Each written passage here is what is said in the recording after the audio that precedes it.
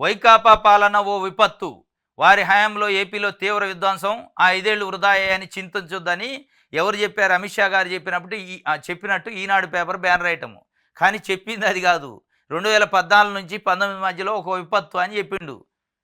ఎవడన్నా మెడ మీద తల ఉన్నోడు 2014 నుంచి 19 మధ్యలో వైకాపా ఉందా, తెలుగుదేశం ఉందా? చంద్రబాబు నాయుడు పాలన ఓ విపత్తు అని చెప్పిండు ఆయన. పేరు చెప్పలేదు కానీ 14 నుంచి 19 అన్నాడు. ఇక ఆయనే కదా అప్పుడు ఉంది. ఇక దాన్ని ఇటు మలిచి రాశారు. పురంధరేశ్వరి గారు ట్రాన్స్లేషన్లో ఎట్లయితే అబద్ధం ఆడారో మీ వార్తల్లో కూడా అబద్ధం ఉంది. పిఐబి ప్రెస్ ఇన్ఫర్మేషన్ బ్యూరో వాళ్ళు చెప్పారు. అది నేనే చెప్పలే, ఇంకోళ్ళు చెప్పలే. ఇప్పుడు ఆన్లైన్లో ఉంది, చూసుకొని ఈనాడు పేపర్ దీన్ని మళ్ళీ సవరించి రాసుకోండి. లేదంటే మీకు ఇంగ్లీష్ అర్థం కాకపోతే ట్రాన్స్లేషన్ చేసుకోండి, తప్పు లేదు, నేర్చుకోవాలా. లేదు కడుపులో ఓడబెట్టుకొని బయటకు చెబుతానంటే ఎవడు ఏం చేసేది లేదు, పేపర్లు చదివి ఆడబడేస్తారు ఈ చెత్త పేపర్ అని. ఇది ఆయన ఓ విపత్తు అని అమిత్ షా గారు చెప్పినట్టే ఆయన రాసిండు. అసలు ఆడ చెప్పింది వేరు.